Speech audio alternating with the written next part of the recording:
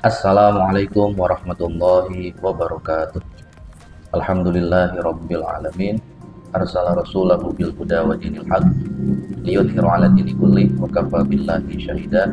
Asyhadu an la ilaha illallah wa asyhadu anna Muhammadan abduhu wa rasuluh. Allahumma shalli ala sayyidina Muhammad wa ala ali sayyidina Muhammad. Rabbi shrah li sadri wa yassir li amri wahlul 'uqdatam min lisani yafqahu qawli, amma ba'd. Pertama-tama marilah bersama-sama kita memanjatkan puji dan syukur kehadirat Allah Subhanahu wa taala atas segala nikmat, karunia dan inayahnya, terutama nikmat iman dan Islam serta kesehatan yang kita miliki sampai hari ini. Salawat dan salam semoga selalu terlimpahkan kepada junjungan kita Rasulullah Muhammad Sallallahu Alaihi Wasallam, dan semoga kita semua mendapatkan syafaat beliau fid din wa dunya hatal akhirah. Allahumma amin. Para pemirsa channel YouTube Alif Lukmanul Hakim MPhil yang saya hormati dan banggakan, terutama untuk para mahasiswa saya di Prodi Psikologi, Fakultas Psikologi Universitas Islam Indonesia, dan mahasiswa-mahasiswa lain saya yang ada di berbagai prodi, baik itu teknik industri maupun prodi-prodi lain yang ada di UII. Pada kesempatan kali ini kita akan membahas sebuah tema tentang materi agama sebagai sistem kebudayaan. Materi ini adalah materi yang ada dalam mata kuliah Sosiologi dan Antropologi Masyarakat Muslim 2 SKS, ya, mata kuliah khusus prodi di Prodi Psikologi. Dan kalau Anda lihat di RPS, di rencana pembelajaran semester, materi ini sudah ada di bagian kelima untuk kita bahas, dan ini sama relevan dengan kajian kita di RPS serta sesuai dengan silabus yang sudah ada di mata kuliah Sosiologi dan Antropologi Masyarakat Muslim. Kita mulai dengan pengertian agama dan juga apa itu agama secara konseptual. Agama itu merupakan salah satu aspek paling mendasar dalam kehidupan manusia. Ia tidak hanya berfungsi sebagai sistem kepercayaan, tetapi juga sebagai sistem kebudayaan yang membentuk paradigm, sudut pandang, insight, ya, point of view, tetapi juga membentuk perilaku dan juga struktur sosial di masyarakat.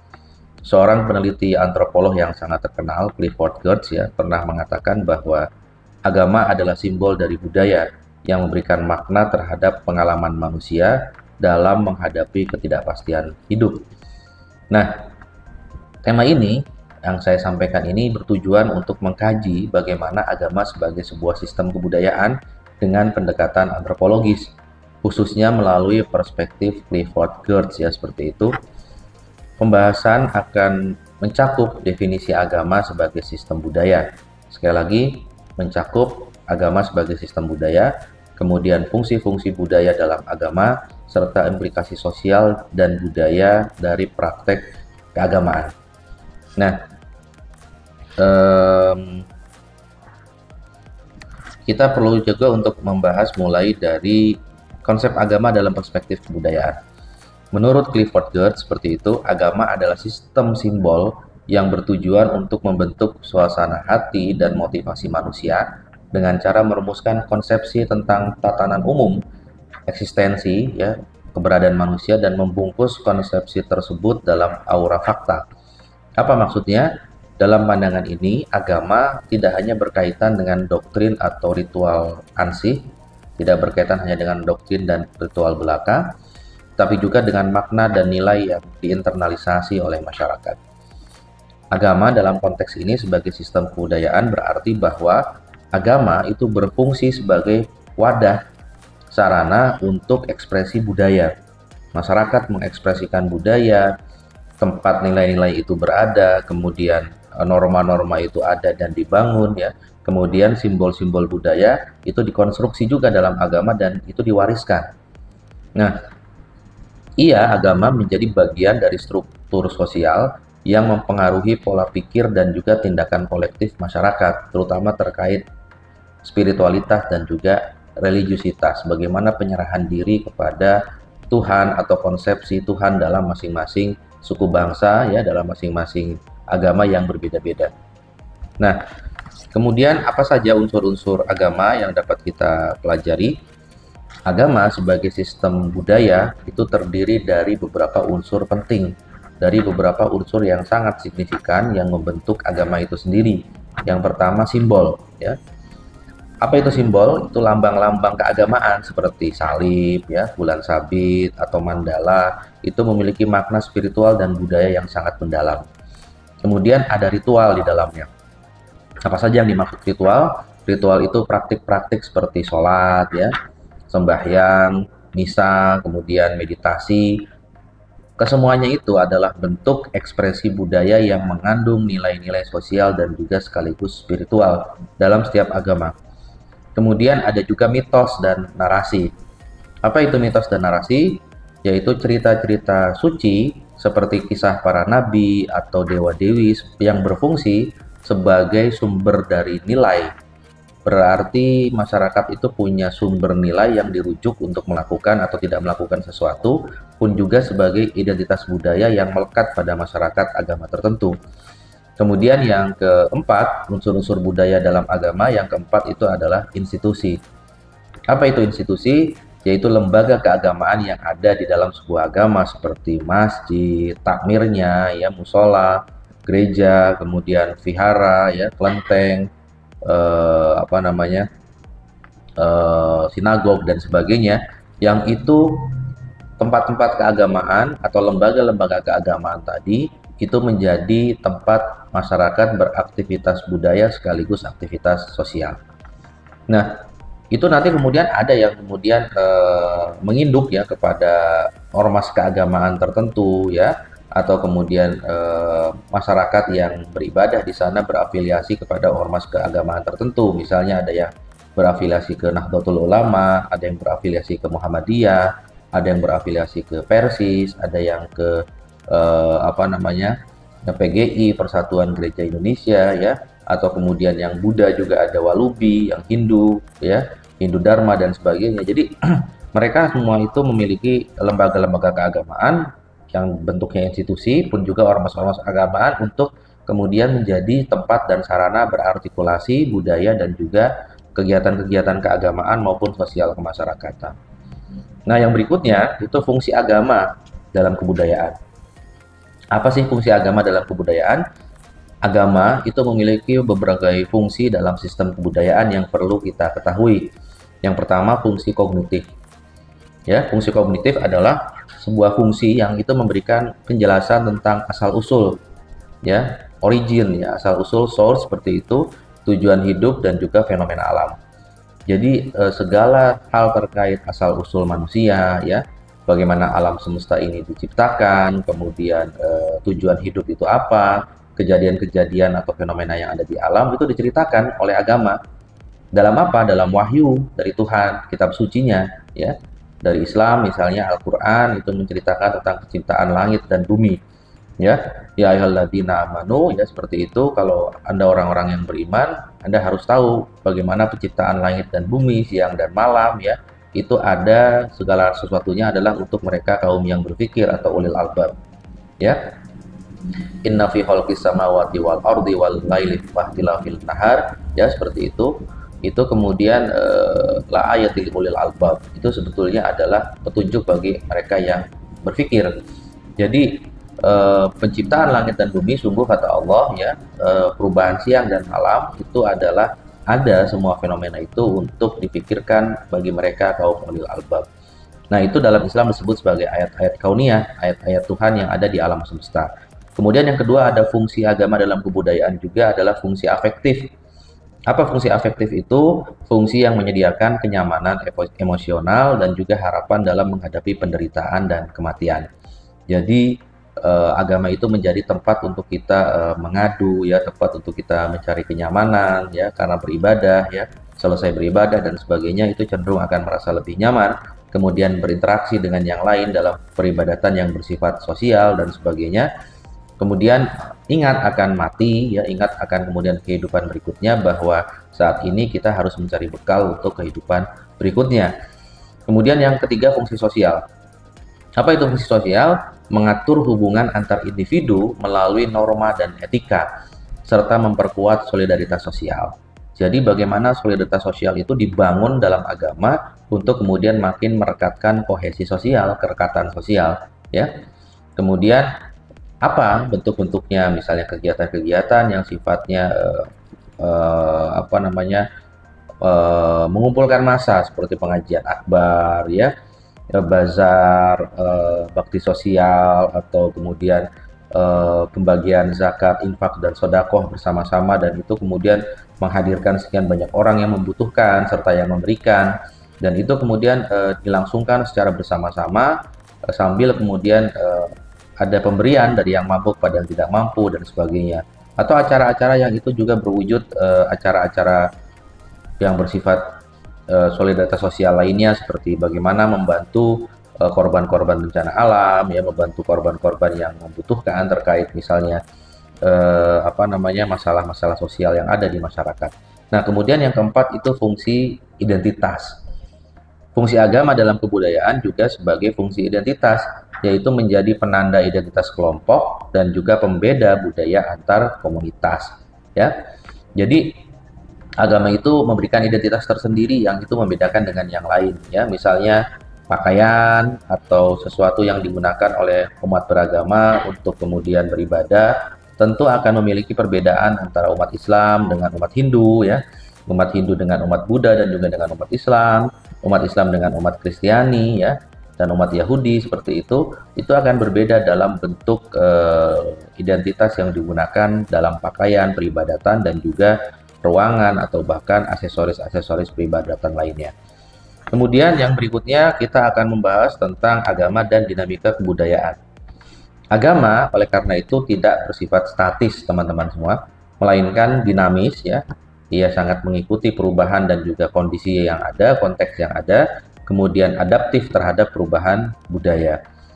Nah, dalam konteks globalisasi, agama itu mengalami transformasi atau perubahan melalui interaksi lintas budaya. Ada kemudian orang Islam yang tinggal di Indonesia mesti akan memiliki budaya yang berbeda dengan yang tinggal di Asia Tengah, di Pakistan, misalnya kan, ada yang tinggal di India, ada yang tinggal di Asia Barat, di Arab Saudi, misalnya di Timur Tengah, ya. Atau orang Islam yang tinggal di Indonesia akan memiliki budaya yang cenderung berbeda dengan mereka yang tinggal di Eropa, misalnya kan, atau di Amerika. Nah, itu yang kemudian agama mengalami transformasi di masing-masing budaya lokal tersebut. Agama kemudian berakulturasi, menghasilkan varian-varian peribadatan dalam konteks sosial yang akan berbeda dari satu daerah dengan yang lainnya. Ya, kemudian pengaruh media digital juga, bagaimana penyebaran nilai-nilai sosial tersebut ke masyarakat yang lain, ya, ditonton oleh masyarakat yang lain yang berbeda, yang sangat mungkin akan menghasilkan bentuk-bentuk transformasi agama dan budaya yang baru lagi seperti itu, ya. Kemudian juga karena ada perubahan nilai sosial dan sebagainya. Misal, praktek keagamaan yang dulunya bersifat lokal, ini dapat diakses secara global melalui internet dan media sosial. Dulu mungkin sholawatan itu hanya khas di Indonesia, karena memang tidak ada yang melaksanakan sholawatan di tempat-tempat atau negara lain, kecenderungannya yang seperti di Indonesia. Tapi sekarang ketika ini bisa diakses karena diunggah ke media sosial, masyarakat agama Islam yang ada di daerah lain, di negara lain, bahkan yang berbeda agama pun bisa mengakses, dan itu bahkan bisa memunculkan hal baru, ya. Atau halal bihalal, itu konsepsi fungsi sosial agama untuk kemudian merekatkan aspek sosial di masyarakat yang cenderung hanya ada di Indonesia. Negara-negara lain kemudian tidak melakukan itu, namun karena halal bihalal mungkin diekspos dan juga diupload, diunggah di media sosial keadaan atau acaranya, masyarakat di negara lain bisa saja mengadakan acara yang serupa seperti itu. Itu yang kemudian menunjukkan bahwa ternyata praktek keagamaan dalam konteks sosial, terutama yang ada di Indonesia, itu bisa ditiru atau bahkan hadir di tempat lain, ya. Padahal tidak pernah bersinggungan secara langsung, karena ada media digital, ada media sosial. Kemudian kita bisa hadirkan studi kasus misalnya terkait Islam sebagai sistem kebudayaan, karena mata kuliah kita kan sosiologi dan antropologi masyarakat muslim. Islam sebagai agama sistem budaya yang kaya dan beragam, misalnya dari seni kaligrafi, ya, arsitektural masjid, hingga tradisi puasa dan zakat yang ada di semua daerah di Indonesia, itu sangat berbeda-beda. Ya, punya varian dan juga variasi yang berbeda satu sama lain, baik itu bentuk khot kaligrafinya, ya, aliran kaligrafinya, bentuk-bentuk arsitektural masjidnya, kemudian bentuk ornamen-ornamen yang ada di dalam masjidnya, itu masing-masing daerah di Indonesia berbeda, dan bahkan kemudian dengan di luar negeri, ya, dengan di Asia Tengah, dengan di Asia Selatan, dengan di Asia Barat, dengan di Asia Timur, ya, dengan di Eropa Barat, Timur, Utara, dan bahkan benua Amerika atau benua Afrika, seperti itu, maka kita akan sangat menemukan beragam arsitektural bentuk masjid ya, ornamen di dalam masjid, dan juga hal-hal lain yang mendukung peribadatan yang terkait dengan arsitektural. Kemudian tradisi puasa, puasanya sama dari imsak sampai ke beduk maghrib ya, sampai ke azan maghrib, tapi mungkin akan berbeda. Di Indonesia masih ada beduk untuk menyambut waktu maghrib.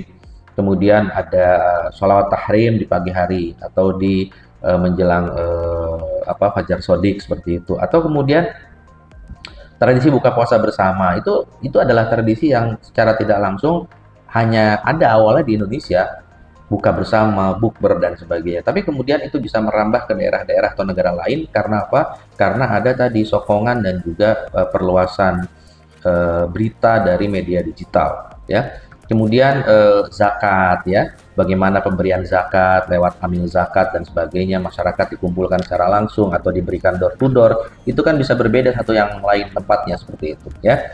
Nah, itu yang kemudian semuanya mencerminkan bahwa nilai-nilai budaya itu kemudian diinternalisasi oleh ajaran Islam, oleh umat Islam untuk kemudian dihadirkan hal baru ya, dan ini disiplin sosial dan ini sangat berkaitan dengan sosiologi dan antropologi. Masyarakat muslim itu punya konteks sosiologi dan antropologi masyarakat muslim yang sangat khas seperti itu kan, karena tadi akibat dan juga hasil dari akulturasi budaya. Dalam masyarakat Indonesia misalnya, Islam berinteraksi dengan budaya lokal menghadirkan tradisi selamatan ya, 1 hari anak lahir, kemudian ada 7 harinya untuk selamatan, ada akikoh ya. Akikoh itu sunat di dalam agama Islam, tapi kemudian sunnah itu bisa menghadirkan budaya baru di masyarakat, bagaimana ekspresi pelaksanaan akikoh satu suku bangsa dengan suku bangsa lain di Indonesia berbeda ya. Kemudian ada yang meninggal, ada 7 hari, ada 40 hari, ada 100 hari, ada 1 tahun, ada 3 tahun ya. Itu merupakan ekspresi budaya ya, akibat akulturasi antara nilai-nilai Islam dengan kemudian budaya lokal. Ada juga misalnya sekaten ya di Yogyakarta, ada kemudian pagelaran wayang kulit yang dahulunya itu menampilkan cerita-cerita Mahabharata, Ramayana, tapi sekarang itu berisi terkait dengan ajaran-ajaran Islam, cerita Nabi, cerita para Rasul ya, cerita para malaikat, para sahabat dan sebagainya. Kemudian batik ya, batik juga itu hasil ekspresi budaya yang ada nilai-nilai Islam juga di situ ya, baik filosofisnya maupun makna sosialnya ya. Dan berbagai hal tersebut sekali lagi adalah bentuk ekspresi keagamaan akibat dari munculnya akulturasi agama dengan budaya lokal, dan tidak ada yang dituntutkan dan saling menundukkan, tapi yang ada adalah saling berkolaborasi menghasilkan hal baru yang sangat baik. Sejalan dengan dalil usul fikih al-muhafadzatu ala qadimi sholih wal ahdu bil jadidil aslah ya. Al-muhafadzatu ala qadimi sholih wal ahdu bil jadidil aslah. Kita harus kemudian memelihara hal-hal baik dari masa lalu kita dan mengambil hal-hal yang baik dari masa kini kita dan kemudian mengcombine-nya, mengkolaborasikannya ya. Oleh karena itu dapat disimpulkan bahwa agama sebagai sistem kebudayaan merupakan konsep penting untuk memahami peran agama dalam kehidupan manusia secara utuh, secara holistik, melalui simbol tadi kan, melalui ritual dan institusi. Agama juga membentuk dan dipengaruhi oleh budaya. Jadi agama itu membentuk budaya baru, tidak menundukkan, tapi saling berkolaborasi, dan agama juga dipengaruhi oleh budaya, ya. Karena akan ada muncul peribadatan, terutama konteksnya sosial, yang akan muncul karena hasil dari akulturasi budaya dengan agama tadi. Kemudian pendekatan antropologi seperti yang dikembangkan dan disampaikan oleh Clifford Geertz seperti itu membantu kita melihat agama itu bukan hanya sebagai sistem kepercayaan, tetapi sebagai sistem makna yang hidup dalam masyarakat. Memahami agama sebagai sistem kebudayaan membuka ruang dialog antar agama dan antar budaya, serta memperkuat toleransi dan kohesi sosial dalam masyarakat multikultural. Apalagi masyarakat Indonesia yang sangat multikultur, yang sangat beragam, yang sangat heterogen, itu kita akan betul-betul mendapati bahwa agama sebagai sistem kebudayaan itu sangat membuka ruang-ruang dialog antar agama yang berbeda itu, dan juga bisa nampak dari akulturasi budaya yang terjadi. Oleh karena itu, semoga harapan saya tema ini dapat memberikan insight baru terutama terkait agama sebagai sistem kebudayaan dan bagaimana saling pengaruh antara agama dengan budaya, serta menghasilkan akulturasi yang luar biasa yang muncul dalam peribadatan yang konteksnya ibadah sosial, ibadah horizontal di masyarakat. Kurang lebihnya saya mohon maaf atas segala kekurangan dan kekhilafan. Semoga bermanfaat. Assalamualaikum warahmatullahi wabarakatuh.